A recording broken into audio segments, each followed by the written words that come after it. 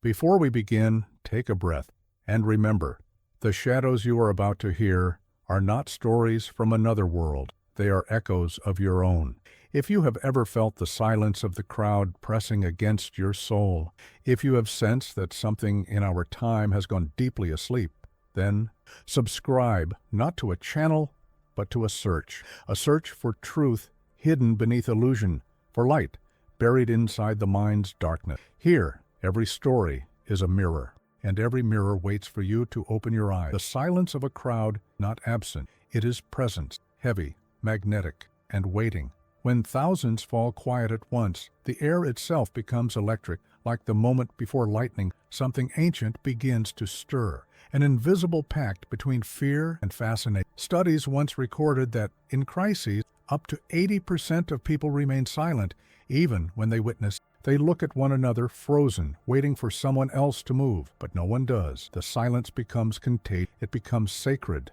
There is a reason for this. Silence is the oldest defense mechanism of the human tribe. When predators prowled, sound meant exposure. But what once saved us from beasts now enslaves us to collective shadows. The same instinct that once whispered, "Stay still, survive," now whispers, "Don't speak, conform." The crowd does not breathe. It holds its lungs in unison, as if truth itself could trigger the avalanche. The mind of the individual begins to dissolve. Jung called this participation mystique, the psychic fusion of one's ego with the surrounding group. You are no longer yourself. You are the crowd's dream. 1,000 small fears merge into a single entity that moves as one organism, with one nervous system and one blind spot. The shadow it refuses to see. I once observed a patient, a middle-aged man named Eric, who came to me after surviving the war. He spoke little. His silence was not peace, paralysis. He had seen his entire village denounce a family they had known for generations, not because they hated them, but because the silence of the crowd had become heavier than their conscience. If I had spoken, he told me, they would have turned on me next. He still carried that silence in his lungs decades later, as if exhaling would betray the dead. What Eric experienced is not rare. Modern neuroimaging shows that the same brain regions that light up during physical threat also activate when one faces social isolation. To be cast out of the group feels like death itself. The amygdala screams, the prefrontal cortex retreats. Reason is drowned by the ancient fear of exclusion. This is why collective silence feels moral. It disguises fear as virtue. Ancient wisdom already knew this pattern. In early Christian monasticism, silence was discipline, a way to hear the divine whisper beneath the ego's noise. But when silence serves fear instead of wisdom, it mutates. It becomes what the Buddhists called avidya, ignorance born of attachment. The crowd mistakes conformity for harmony, obedience for peace. They call their stillness order, but it is the order of a tomb. The first symptom of a society possessed by its own shadow is this: the disappearance of the voice that names the truth. You will notice it not through loud propaganda, but through subtle absences, the laugh that dies too quickly, the word unsaid at dinner, the colleague who looks away instead of agreeing. The silence spreads like fog, blurring the moral landscape until no one remembers where courage once stood. Observe the progression. At first, silence is polite. Then it becomes strategic. Finally, it becomes work. People begin to sanctify the very quiet that imprisons. The fear of being different is transmuted into pride of belonging. They defend their muteness as loyalty. This is how complicity, not from cruelty, but from the comfort of remaining unseen. When the silence becomes collective, it acquires a force Jung would call archetypal. It is no longer a personal hesitation. It is an ancient God returning in psychological form. It is the Deus absconditus, the hidden gods of fear, ruling the emotional field of a civilization. The more people refuse to speak, the louder the shadow speaks through them. To survive such possession, one must perform an act of psychic rebellion, to name what the crowd forbids to name. This act feels fatal because, in the collective psyche, truth and death often share the same corridor, yet that is where freedom hides, behind the wall of shared silence. So when the multitude holds its breath, when every conversation turns cautious and eyes avoid meeting yours, know that the collective shadow has entered the room. You are no longer hearing people. You are hearing the echo of a God that feeds. The air thickened, the silence hums, and the first stage of possession has already begun. The antidote is awareness, not noise, but conscious speech born not from rebellion for its own sake, but from integration. When one voice breaks the spell, the silence fractures, the crowd exhales, the psyche begins to remember it. The danger is that most will wait for another to begin. But the shadow feeds precisely on that hesitation. The longer the silence persists, the more sacred it becomes and the harder it is to break. And thus, civilizations collapse not in screams, but in collective quiet, because the silence of the crowd is never empty. It is filled with every truth they refuse to speak. Fear is the most persuasive voice in the world precisely because it whispers. It does not storm through doors, it seeps under them. It travels through glances, half-spoken sentences, and the tremor behind polite smile. By the time you notice it, the infection is already in the bloodstream of the collective mind. The silence of the crowd was only the incubation stage. The second stage is speech, but not honest speech. Now the silence begins to speak through others. The shadow seeks a. At first, the crowd avoids confrontation. Then, it begins to reward those who speak in alignment to fear. The ones who echo the unspoken anxiety of the group rise quickly. Journalists who repeat comforting lies, citizens who police dissent, family members who shame those who, in Jung's words, what we repress returns in disguise. And in the collective, the disguise is moral certainty. The infection of fear does not look like terror, it looks like virtue. You will hear phrases such as, "We must all stand together for the greater good." Yet beneath these noble tones lies the primitive code of survival: obey or be cast out. Neuroscience calls it the social pain network, a circuitry that interprets rejection as physical agony. That is why moral panic spreads faster than any virus. Our nervous systems are wired to avoid exile at any cost. Consider a case I once recorded in Zurich, a patient named Lena, a teacher beloved by her colleagues, who during the early days of social unrest began noticing subtle changes in her environment. Meetings once filled with laughter turned sterile.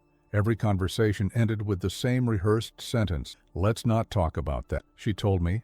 It's like everyone decided to pretend at the same time. Eventually, she was accused of creating discomfort because she had asked too many questions about missing funds at the school. Her isolation was not declared, it was performed in silence. No one spoke against her, but no one spoke for her either.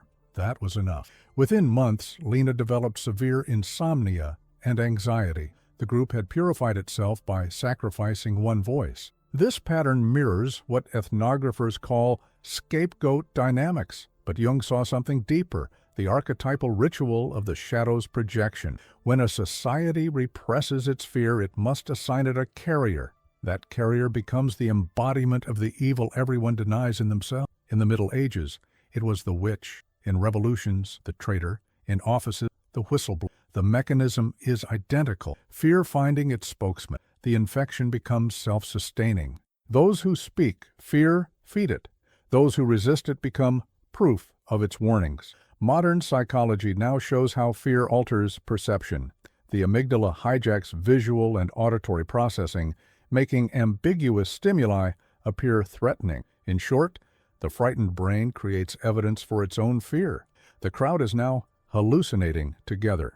Religions and ancient philosophies understood this as possession. In Christianity, fear was called the breath of the adversary. In Buddhism, Mara, the demon of illusion, manifests as paralyzing doubt. In Greek myth, the Erinyes, the Furies, drove entire cities to madness through collective guilt. These were not metaphors of supernatural evil. They were early attempts to describe what we now call the autonomous complex, a fragment of psyche that detaches from consciousness and acts as an independent will. When this happens collectively, the complex becomes culture. Listen carefully when the tone of public discourse changes, when humor disappears, when irony becomes dangerous, when apologies are replaced by denunciation. These are not social trends. They are neurological symptoms. Fear has found its voice, and it is now speaking fluently. You will notice another stage soon after, the construction of moral hierarchy. People begin to compete for who appears most loyal, most pure, most aligned with the new emotional regime. This is not about truth anymore. It is about safety disguised as righteousness. The most fearful become the most fervent. Their aggression is not strength, it is panic with a halo. Jung once wrote, "The possession of the collective unconscious always manifests as moral fanaticism." Indeed, when fear becomes doctrine, logic disintegrates. To disagree is to threaten the illusion of unity. And so the infection mutates again into censorship, then into surveillance, then into collective justification.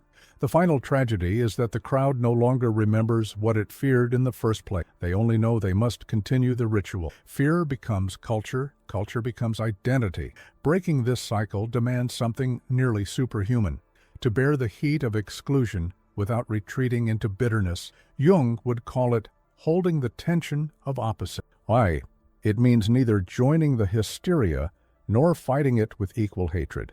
It means staying conscious while the crowd dreams. This is the narrow path, to let fear speak without becoming its instrument, to see the infection for what it is, an ancient survival instinct wearing the mask of morality, because the shadow never conquers through force. It conquers by invitation, and fear is the most polite invitation of all. Obedience is not born in commands, it is built in architecture. Before a single order is spoken, walls are already rising. Invisible, psychological, sacred. The most perfect prisons are not those guarded by soldiers, but those protected by belief. Humanity has always been proud of its rationality, yet obedience is the art of teaching reason to kneel. When the infection of fear settles, it does not shout anymore. It organizes, codifies, it institutionalizes, it builds an inner cathedral where submission feels divine. The mind, desperate for stability, begins to construct explanations for its silence. I am protecting peace. I am following rules. I am being good. And brick by brick, the architecture of obedience forms, not from tyranny above, but from the conscience within.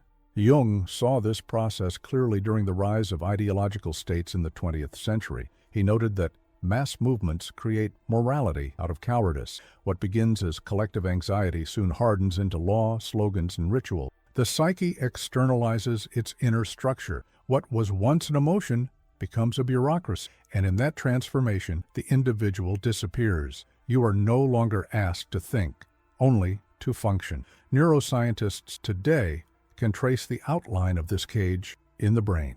When authority speaks, the prefrontal cortex, seat of moral reasoning and individuality, temporarily deactivate. Experiments show that obedience literally quiets the neural circuits of autonomy. The subject enters a trance-like state, what psychologists call agency reduction. The ancient self-preservation instinct has simply adapted to modern systems.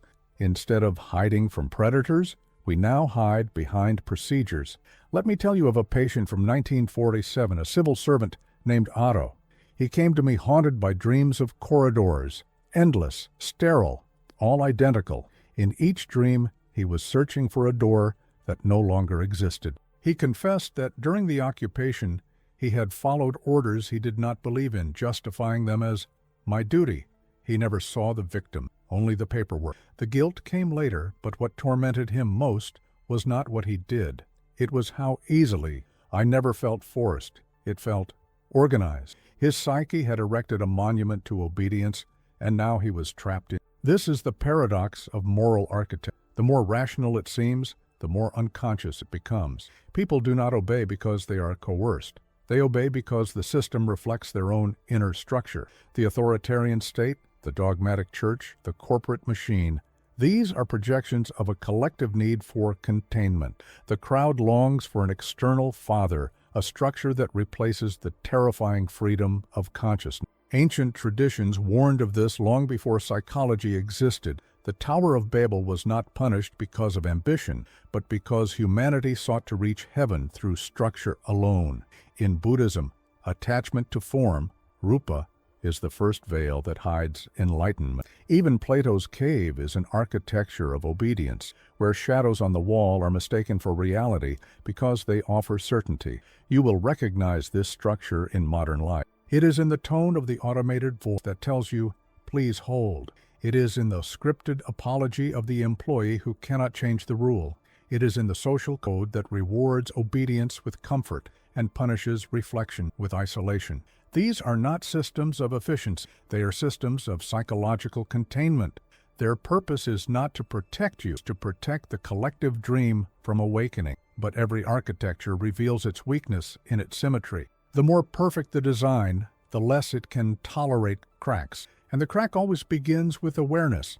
When one person truly questions, the geometry of obedience, the illusion trembles. Jung believed that the individuation process is the self-remembering that it is not identical to the mass. To individuate is to commit the only heresy the collective cannot forgive. To exist as a conscious being inside the unconscious crowd. The stages of this realization are brutal. First comes nausea, the vertigo of realizing how much of your life was built on borrowed language. Then comes rage, the impulse to destroy every structure. Then despair, the silence after rebellion, when you see the world still standing indifferent. And finally, clarity, the discovery that true freedom is not outside the architecture, but in understanding its blueprint. Modern psychology calls this metacognition, thinking about one's own thinking. Spiritual traditions called it awakening. In both cases, it is the same act, stepping outside the automatic self. When you do this, obedience loses its hypnosis. You begin to hear the hum of the machine and you realize it was powered by your own heartbeat all along. The collective shadow cannot survive in individuals who think symbolically. Symbols dissolve literalism, they return language to. The obedient mind demands clarity and rules. The awakened mind endures paradox. That endurance is freedom. So if you ever find yourself walking through corridors that all look the same, in institutions, families, or nations, remember, the architecture you see outside mirrors one inside you. To dismantle the outer, you must first confront the inner engineer, the part of you that still believes safety is more valuable than truth. Because obedience, once complete, does not need chains. It only needs believers. And believers rarely notice the bars because they helped design them. The most terrifying consensus is not political. It is psychological. It begins as agreement and ends as worship. When a group decides unconsciously that silence equals virtue and unity equals, the shadow becomes a god and everyone kneels. By now, the crowd no longer feels fear. They feel purpose. The infection of obedience has matured into devotion. To belong is no longer enough. One must now belong. The emotional field of the collective transforms from anxiety to moral certainty, from insecurity to righteousness. The shadow has learned to speak in the language of salvation. In Zurich during the war years, I witnessed this metamorphosis in patients who were not soldiers but citizens. One woman, Gertrude, came to me trembling, unable to sleep. She had recently joined a patriotic association that demanded total loyalty to the state. I only wanted to help. We collected food for the soldiers, sang hymns. But each week she was asked to repeat oaths, to report those who did not share the enthusiasm. When she hesitated, the others turned away from her quietly, politely, as if her doubt were contagion. They said I lacked faith. I began to believe it. Her mind had converted to fear disguised as piety. She was not afraid of being wrong. She was afraid of being alone. This is the essence of the shadow consensus, a shared hallucination of goodness. No one thinks they are obeying evil. They believe they are protecting light. Jung called this the enantiodromia, the reversal of opposites, where good and evil switch masks under psychological tension. When entire societies repress their inner darkness, they project it outward. The enemy becomes the carrier of their sin. The group becomes the redeemer. And once redemption is collective, atrocity is possible. Modern psychology now confirms what Jung intuited a century ago. Studies in moral contagion reveal how emotion, not reason, spreads through crowds. When one person expresses outrage, Others mirror it reflexively through the limbic system. Moral language activates the same dopamine addiction. In short, righteousness feels good. That chemical pleasure binds groups tighter than logic ever could. The crowd is not united by truth. It is united by shared adrenaline. Religions and myths have long warned of this intoxication. In the Old Testament, the builders of golden calves were not atheists, they were worshippers of form. In Buddhism, attachment to virtue is called upadana, the clinging that perpetuates suffering. Even Christ's crucifixion like a virtue gone blind. The crowd sincerely believed they were defending divine order. Every moral panic, every witch trial, every ideological purge begins with the same emotion, the joy of purity. The danger of consensus is that it replaces experience with imitation. People stop perceiving directly. They start referencing what others believe. Jung compared this to psychic inflation. When the ego identifies with an archetype, losing its boundaries, the collective ego inflates too, mistaking the noise of agreement for the voice of. You can see it in their eyes, the calm of those who no longer doubt. Certainty becomes ecstasy. And yet, beneath that calm, the individual soul begins to. Dreams become repetitive. Colors fade. Relationships turn mechanical. The inner world grows silent because the outer voice has become absolute. The psyche's natural dialogue between light and shadow, good and evil, collapses into monologue. Jung warned that such one-sidedness always precedes catastrophe. The greater the light, the darker the shadow it casts. The shadow consensus thrives on repetition. Chants, slogans, rituals, hashtags, these are not mere communication tools. They are incantation. Each repetition reinforces the illusion that everyone agrees, and therefore that disagreement is insane. Social psychologists call it pluralistic ignorance, when everyone privately doubts but assumes everyone else believes. And so, the fiction sustains itself. The collective mind becomes a sealed system, impervious to truth, self-correcting only through collapse. To escape this hypnosis, one must remember something ancient, the voice of inner dissent. In every mythology, there is the figure who refuses the collective trance, the prophet who speaks alone, the hermit who walks into the desert, the fool who laughs at kings. These are not rebels for rebellion. They are the psychic antibodies of civilization. Their task is to remind the world that truth is not decided by majority, but the cost of dissent is exile. Jung said that individuation separates man from the herd. The moment you refuse the shadow consensus, you are declared dangerous. You threaten the group's fragile illusion of unity. And yet, paradoxically, that exile is the only proof of sanity left. To be accepted by a possessed crowd is to share its madness. If you look around and feel the weight of conformity pressing like invisible weather, if you sense conversations tightening, language shrinking, ideas dying before birth, understand that you're living inside the cathedral of the shadow consensus. Its walls are built from agreement. Its altar is fear, wearing the mask of love. There is only one prayer that breaks it: doubt. To doubt the sacred consensus is to remember the inner voice the group forgot. It is to light a candle in a room that worships darkness, because every civilization that loses its heretics soon loses its soul, and every crowd that kneels to its own reflection will eventually drown in its silence. Reality does not collapse all at once. It folds quietly like paper drenched in water. The crowd that once sought truth now seeks confirmation. The individual that once asked, "Who am I?" now asks, "Who agrees with me?" The echo replaces the voice. The reflection devours the face. This is the moment when the collective shadow perfects its sky, not as tyranny, not as fear, but as consensus reality. The world becomes a mirror maze where every corridor reflects the same idea, endlessly multiplied. No one can see outside it because outside no longer exists. In Jung's language, this is the reign of projection. The psyche no longer engages with objective reality. It interacts only with its own images. The ego sees what it needs to see to survive, not what is true. Multiply this by millions of individuals, and you have a civilization hallucinating in unison, each person reinforcing the dream of the other. The echo chamber is no longer a metaphor. It is the psychic architecture of the age. Consider a patient I treated after the war, a young man named Carl, who could not stop collecting newspapers. His home was filled with stacks reaching the ceiling. He said, "I just need to know what is really happening."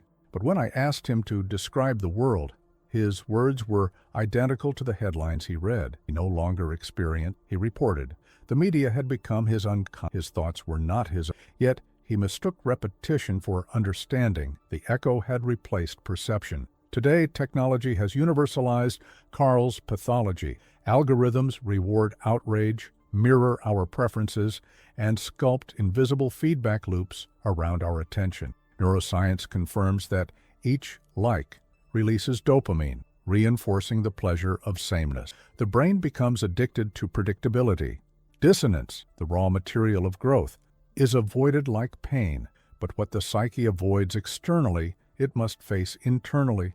The shadow grows in direct proportion to what we refuse to confront. Ancient wisdom warned of this inversion. In the Greek myth of Narcissus, the youth did not die of vanity, isolation. He could no longer distinguish self from reflection. The Buddhists called this state samsara, the endless cycle of illusion sustained by craving. The Gnostics described it as the counterfeit spirit, a realm of mirrors where souls wander, forgetting their soul. Every tradition, in its own tongue, named the same sickness, the loss of dialogue. Dialogue is the heartbeat of consciousness. When it stops, the psyche becomes self-referent, a closed system spinning endlessly on itself. Jung wrote that neurosis is always a loss of transcendence, the inability to look beyond one's own narrative. What we see today on a global scale is collective neurosis, humanity gazing into its devices, feeding on its own reflection, mistaking familiarity for truth. Listen carefully to the language of such times. Words no longer describe reality, they signal allegiance. Facts bend to emotion, bends to belonging. Debate becomes theater, empathy becomes strategy, and silence becomes compliance. These are not political shifts, they are psychic symptoms. The collective unconscious has stopped dreaming. It is now watching itself dream. You can feel it in daily life. The dinner table becomes an arena of filtered certainties. Friends unfriend each other over slogans.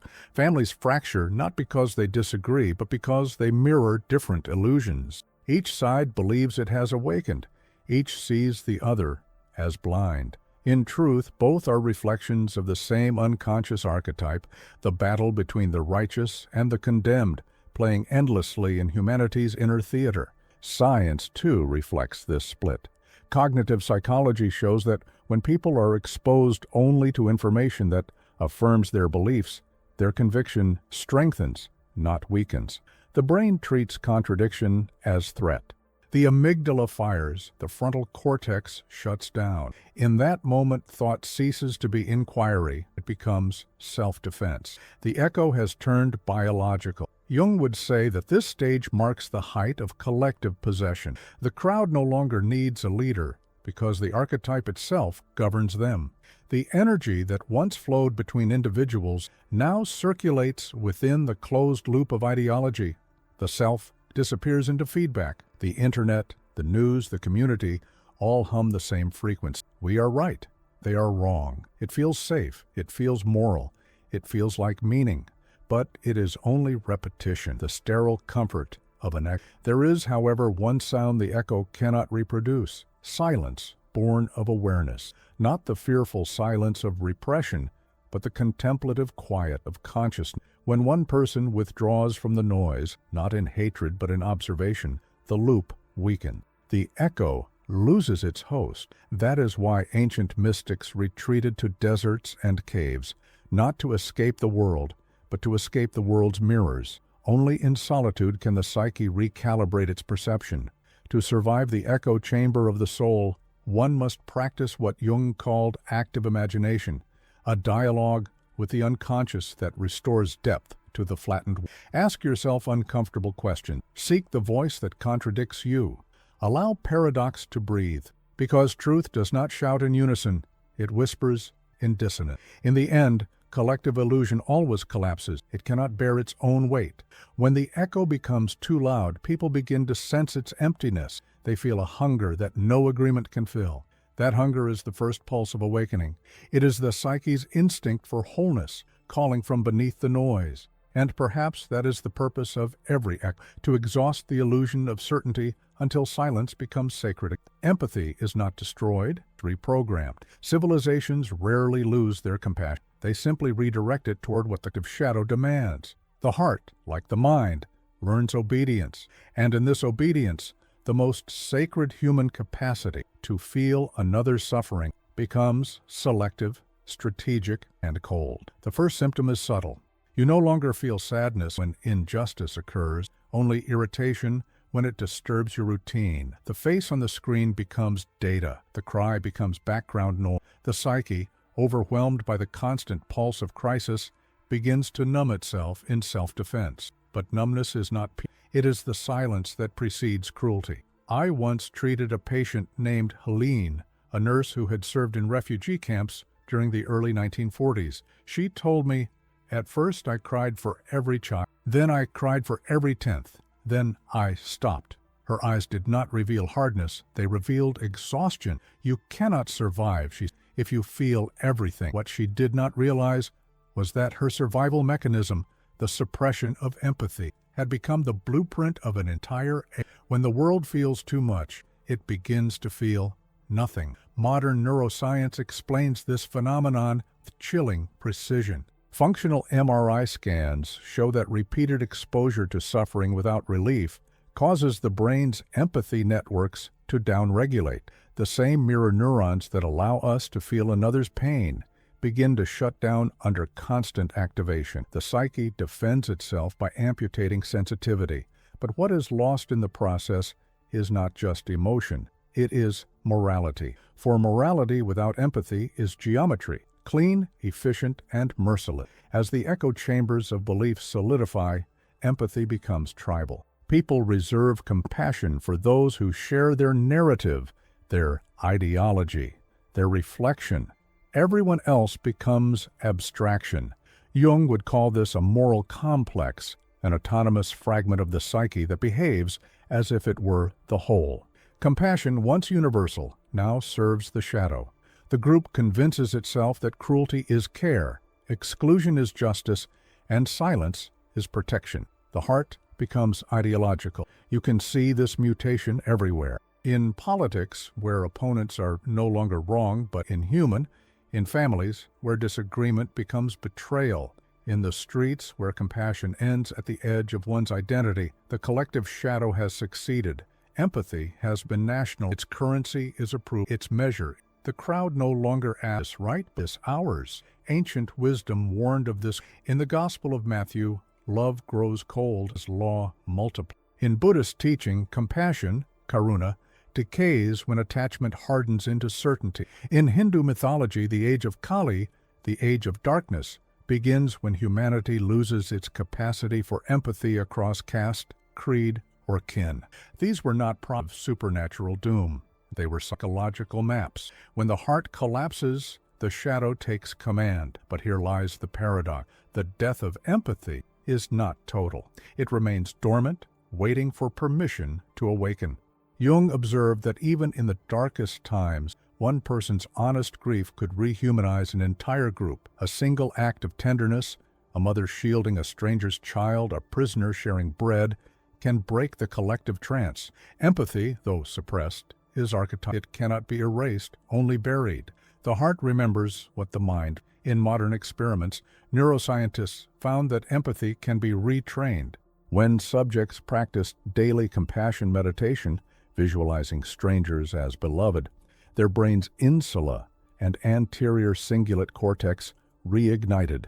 The frozen circuitry warmed again. It was as if consciousness had remembered its original design, connection. But before that reawakening, there is always collapse. Jung described this phase as the nigredo, the blackening of the soul. When a society reaches emotional exhaustion, it enters this alchemical night. People feel detached, mechanical, disoriented. They mistake apathy for maturity, cynicism for wisdom.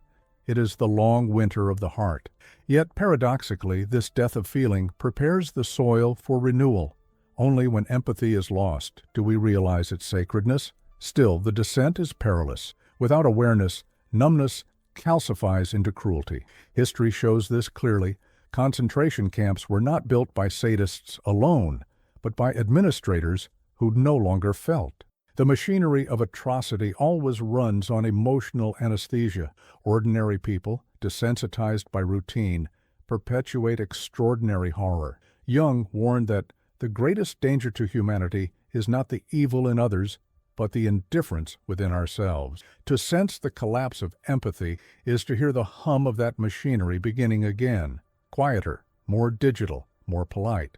It does not wear uniforms now, it wears indifference. It lives in the moment you scroll past suffering, the instant you feel nothing when another falls. The collective shadow no longer needs tyrants, it only needs exhausted hearts. So what can awaken empathy again? Not guilt, not ideology, not command.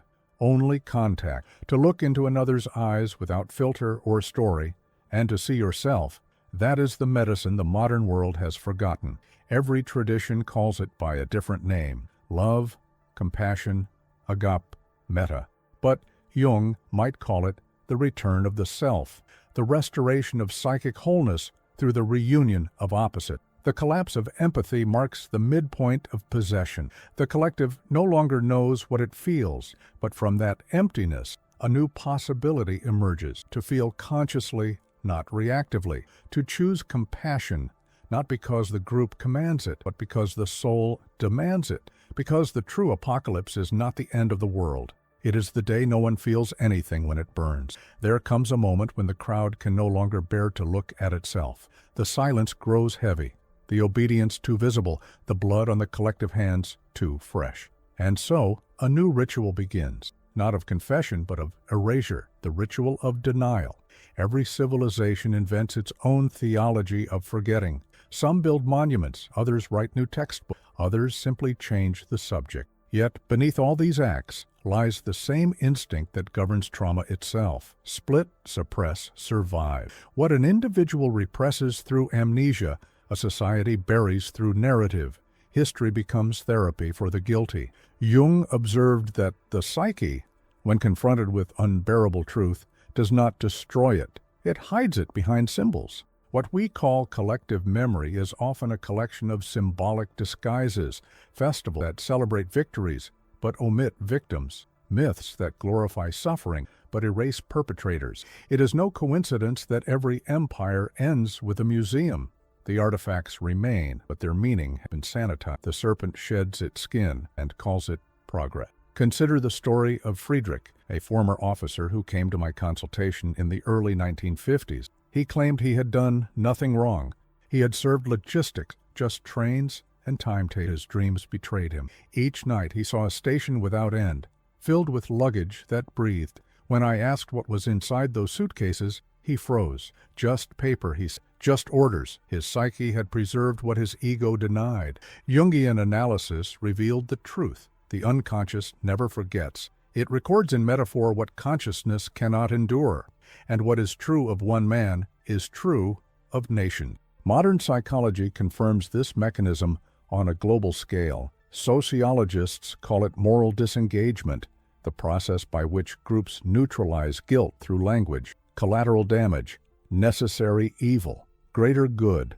Each phrase acts like anesthesia, numbing the conscience while preserving the illusion of virtue. Neuroscience even shows that when people justify harm collectively, the brain's empathy circuits deactivate less than during solitary wrongdoing. Shared guilt dilutes pain. It feels moral simply because it is mutual. The ritual of denial unfolds in stages. First, the facts are minimized. Then, motives are rewritten. Finally, memory itself is replaced. The collective invents new villains, outsiders, critics, historians, anyone who threatens to resurrect the buried shadow. The more undeniable the truth becomes, the more aggressive the forgetting. This is what Jung meant when he said, "The greater the guilt, the louder the innocents speak." Religions have always understood this tension. In the Hebrew scriptures, scapegoats were literally sent into the wilderness bearing the sins of the tribe. In ancient Greece, pharmakoi were expelled or killed during plague seasons to purify the city. These were not primitive ritual, they were archetypal enactment of psychic hygiene. The group externalized its shadow, then destroyed the carrier. Today, we perform the same ritual with hashtags and headlines. We do not sacrifice bodies, we sacrifice reputation, yet the hunger is the same, to restore innocence without confronting responsibility. But denial does not heal, it festers. The unacknowledged shadow seeps into culture as cynicism, irony, and apathy. Children inherit it as confusion, why the stories of their parents never quite match the evidence. Nations sense it as collective fatigue, a heaviness that no celebration can lift. The unconscious keeps the records, waiting for the moment of reckoning. Jung called this moment enantiodromia, the reversal, when repression flips into eruption. What was denied returns, magnified. In modern terms, this is the return of the repressed. Studies in transgenerational trauma show that unresolved guilt and silence pass through generations, encoded in stories, even in gene expression. The grandchildren dream what the grandparents refused to remember. Entire cultures begin to reenact what they never confessed. The repetition is their punishment. Yet there is an alternative, confrontation. Jung believed that every shadow, when faced consciously, becomes a source of transformation. To confess, collectively, is to re-enter the myth and rewrite it from within. Truth, when spoken, is exorcism. But such courage is rare.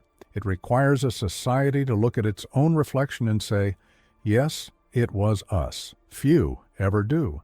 Most prefer the comfort of half-truths, commemorations without contrition, justice without memory. The ritual continues, polished and televised. But in the deep psyche of humanity, the buried voices whisper. They whisper in art, in nightmares, in the strange sadness that lingers even in prosperity. The denied shadow never dies. It waits, and one day returns, not as guilt, but as fate.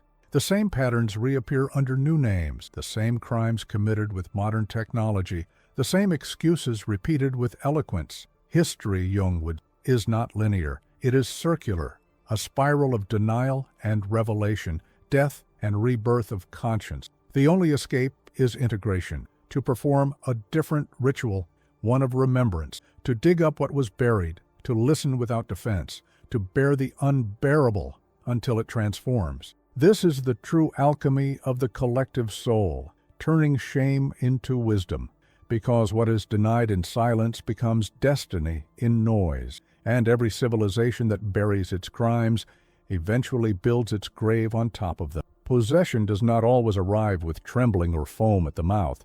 It arrives with applause, with uniforms, with slogans that sound benevolent, with the comforting assurance that the new order is rational, necessary, inevitable. The crowd no longer fears the shadow.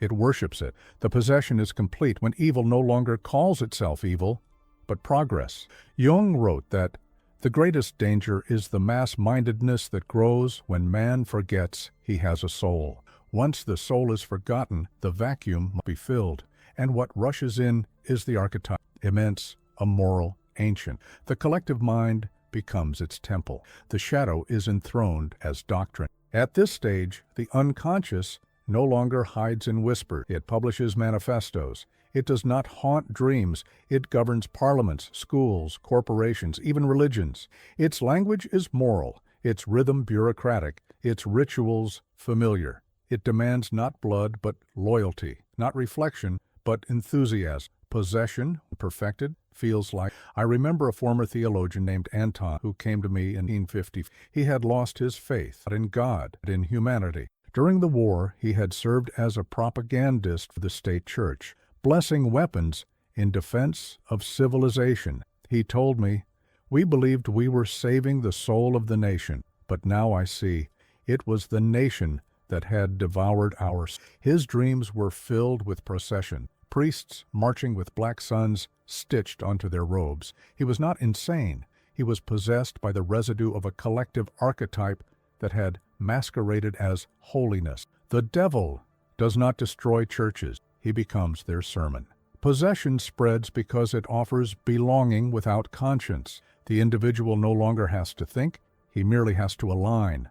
The archetype, whether of the savior, the martyr, the hero, or the avenger, provides the script.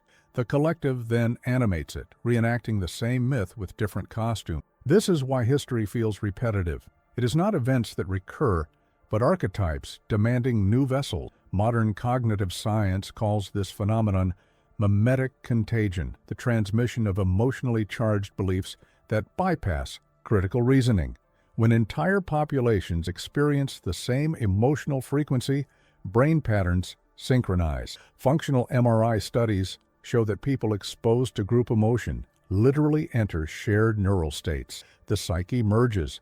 What Jung described as participation mystique, the ancient merging of minds, has returned, now digital, global, instantaneous. And what is the shadow in this era? It wears many faces: nationalism, moral fanaticism, technological utopianism, ideological purity. But at its core lies the same pattern: the refusal of ambiguity. Possession always begins when a culture loses tolerance for paradox, when it must divide the world into light and dark, friend and foe, saved and damned. Jung insisted that consciousness grows only in tension, in the confrontation between opposites. But the possessed collective cannot endure tension. It must annihilate the opposing pole to preserve its fragile certainty. Observe the signs. Humor disappears first. Irony is declared subversive. Then art becomes propaganda. Science becomes theology. Compassion becomes surveillance. The possessed society speaks of liberation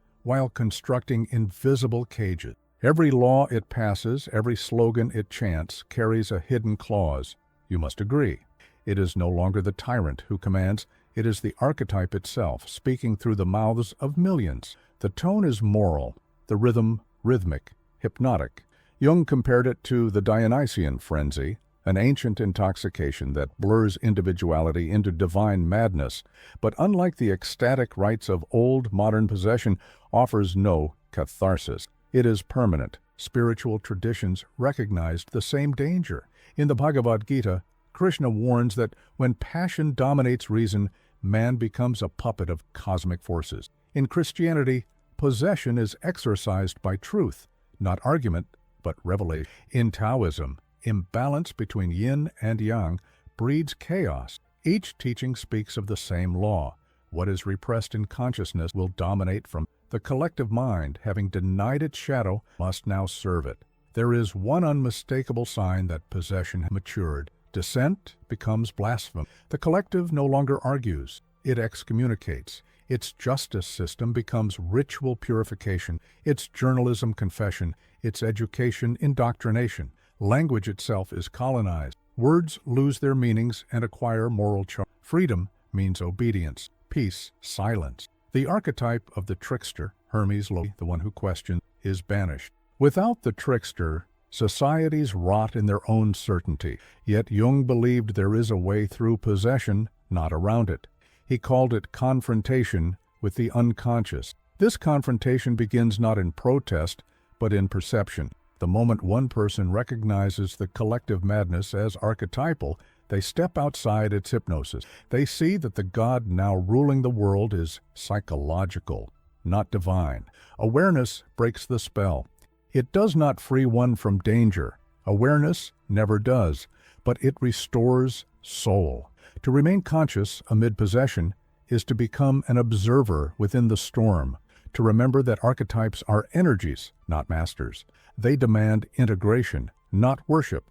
The collective cannot do this. Only individuals can. Jung wrote, "The salvation of the world consists in the salvation of the individual soul." The possessed crowd will never awaken as one, but one awakened soul can disturb the field of unconsciousness, like a frequency that shatters glass. To recognize possession is already to weaken it. To name the God that hides behind ideology is to make it human again. And when the archetype loses its mask, it dissolves into meaning, because the shadow does not want adoration. It wants acknowledgement, and when acknowledgement is denied, it becomes doctrine. Reality fractures quietly, not with explosion, but with interpretation. It begins when truth stops being a mirror and becomes a weapon, when facts no longer describe the world but defend identity, when language, the sacred bridge between minds, is bent until it no longer connects. only divide. That is when the shadow triumphs, not through lies, but through multiplication of truths. In every era of possession, this moment arrives, the twilight of shared reality. It is not chaos yet, it is worse. It is agreement that nothing can be agreed upon, and in that vacuum, power ascends. Whoever controls the narrative controls the world. Jung wrote that possession by the collective unconscious produces an inflation of meaning. The psyche, deprived of center, begins to hallucinate order. Each group claims revelation. Each ideology becomes scripture. The self, that quiet inner compass, is drowned beneath the thunder of competing certainty. Civilization starts to resemble a house of mirrors, every reflection true in its own light, every contradiction sacred. I once counseled a young writer named Claudia who came to me in despair. I no longer know what is real, she said. Every voice tells me something different. Every fact has a counterfact. She spent nights scrolling through wars of opinion, trying to find ground. But ground had dissolved. It feels like falling through mirrors. Her dreams were filled with cracked glass. In analysis, we discovered that she had internalized the collective condition of the age, the psychic fragmentation of a culture that mistakes noise for meaning. Modern neuroscience shows how this occurs. Information overload floods the brain's prefrontal cortex, overwhelming its capacity for discernment. When data exceeds comprehension, the limbic system, emotional and primitive, assumes control. People begin to believe what feels true rather than what is true. The emotional resonance of an idea outweighs its accuracy. Truth becomes preference. Preference becomes identity. And identity becomes war. Philosophers predicted this. Nietzsche called it the death of God, not the end of religion, but the collapse of any external guarantor of truth. The void left behind demanded replacement. Ideologies rushed in like scavengers. In the East, Buddhism foresaw this as Maya, the world of illusion. Plato described it as the cave, where men worship shadows and kill those who try to turn them toward the light. What modernity calls post-truth is simply the latest version of the same archetype, the fall from symbolic unity into interpretive chaos. Yet beneath this cultural crisis lies something deeper, a psychic law. The psyche cannot sustain infinite contradiction. When truth fragments, consciousness regresses. Jung saw this regression during the totalitarian movements of his time. People, overwhelmed by ambiguity, sought comfort in absolutes. They surrendered judgment to ideology, logic to emotion. The more complex the world became, the simpler the answers needed to feel. This is the seduction of possession, the promise of clarity in exchange. The fracture of reality has another symptom: language inversion. Words that once carried meaning are emptied, refilled, reversed. Freedom comes to mean submission to safety. Love becomes conformity to doctrine. Science becomes dogma. Faith becomes politics. In this linguistic twilight, dialogue collapses. People no longer speak to understand. They speak to perform. Conversation becomes battle. Truth becomes theater. Technology accelerates this implosion. Algorithms tuned to engagement rather than enlightenment magnify. Each person receives a tailored universe that mirrors their biases. The world atomizes into private dimensions. Reality becomes privatized. Jung might have called it the digital unconscious, an artificial network that mirrors the collective psyche, amplifying its fragmentation. The internet, he would say, is not the future. It is the visible structure of the collective unconscious itself, boundless, chaotic, and haunted by its own reflection. In such a world, even silence becomes suspect. To say nothing is to be accused of complicity. To speak is to be accused of blasphemy. People oscillate between panic and paralysis. The shadow, once hidden in the basement of culture, now sits in every living room, whispering through glowing screens. And all the while, the illusion persists that more information will save us. We scroll long enough, clarity will, but information without wisdom's the purest form. Jung warned that when the logos, the principle of meaning, disintegrates, only the will to power remains, and power, devoid of truth, becomes arbitrary. The collective psyche slides toward myth. The leader becomes oracle. The ideology becomes destiny. Reality is replaced by ritual performance. Elections, slogans, hashtags, prayers, all variations of the same spell. Make it feel true again.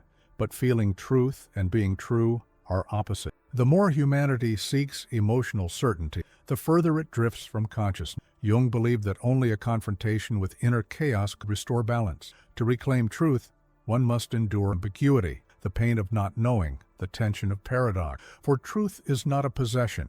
It is a relationship between conscious and the unknown. There is still hope, but it comes dressed in loneliness. The individual who withdraws from the chorus to seek authenticity will at first seem mad. In a world of mirrors, the one who turns away from reflection appears blind. Yet that solitude is the first step toward sanity. It is the descent into the abyss where genuine perception begins, not collective, but intimate, personal, grounded in direct experience. Jung called it the path of individuation, the pilgrimage back to reality through the ruins of illusion. When truth becomes a matter of power, power becomes the only truth. The world does not end, it simply forgets to see. But there, in the fracture, a light remains, not the blinding light of ideology, but the quiet flame of consciousness flickering in the ruins, waiting for those brave enough to look without filters. Because even when reality breaks, the soul does not. It remembers what the world forgets. That truth cannot be owned. It can only be lived. Every descent must have an opposite movement, a return, a breath, an awakening.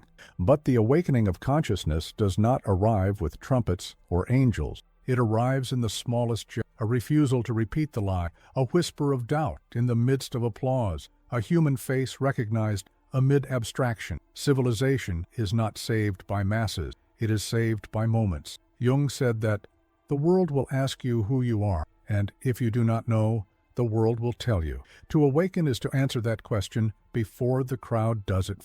The silence of the multitude has reached its deepest pitch. Fear has become faith, obedience has become virtue, and truth has fractured into noise. But even here, in the ruins of meaning, consciousness stirs. It is an ancient pulse, older than reason, older than culture. It is the self remembering itself through you.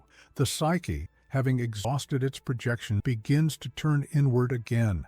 It realizes the darkness it feared in others was its own reflection all along. This is the most dangerous moment because awakening is violent. It shatters the psychic hypnosis that has held the collective together. When the individual awakens within a sleeping civilization, they feel the full weight of the world's denial pressing against them. Jung called this confrontation with the unconscious individuation. It is not self-improvement, it is self-annihilation and rebirth. The false structures crumble, beliefs, identities, loyalty. The psyche, stripped naked, stands before the mirror of its own shadow and does not look away. There was once a patient, I will call him Andreas, who survived the camps. Decades later, he came to me with a strange confession. I am afraid of freedom. He said that after the gates were opened, he still woke each dawn at the sound of imaginary whistles, waiting for I don't know who. Fear, not madness. It was the universal confession of the moderns. The chains had rusted, but the architecture of obedience remained inside. To awaken, Andreas had to grieve the comfort of captivity. That is the price of consciousness, the loss of illusions that once protected us. Modern neuroscience now confirms what mystics always knew, that consciousness expands through suffering. Studies show that periods of disorientation activate neuroplasticity, forcing the brain to reconfigure perception. Crisis, in this sense, is not destruction, but reorganization. Pain is the mind's alarm that a deeper adaptation is possible. The dark night of the soul is not an ending.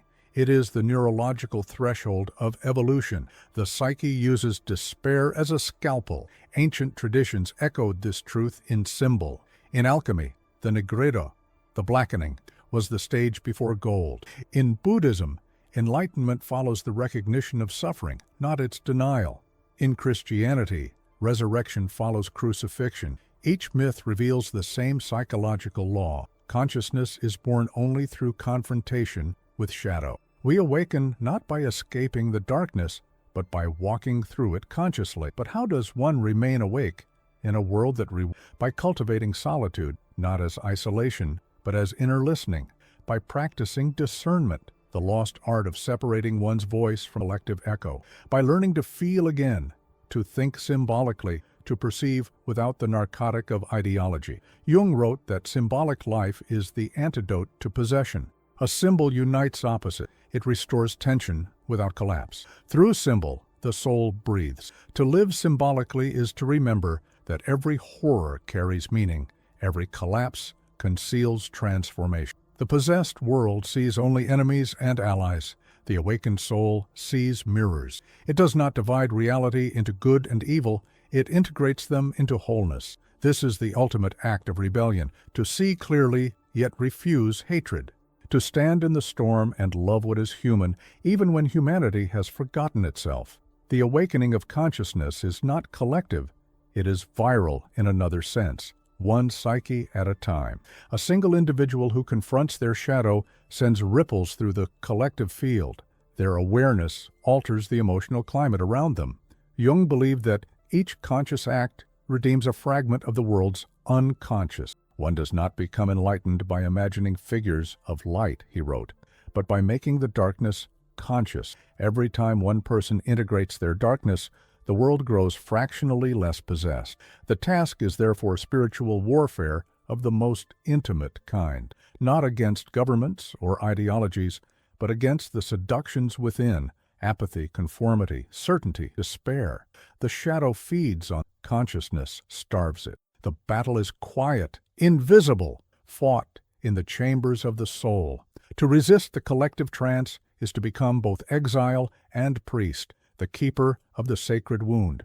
There will be moments when you will wish to return to sleep, when the noise of the crowd will seem easier in the silence of clarity. You will be tempted to trade truth for comfort, freedom for belonging. The world's survival depends on the few who stay away. The rest will follow when their dreams collapse. And when that time comes, when the noise of civilization begins to fade, when the myths of progress burn out, when humanity stands once more before the mirror of its own making, those who remained conscious will not rebuild the old order.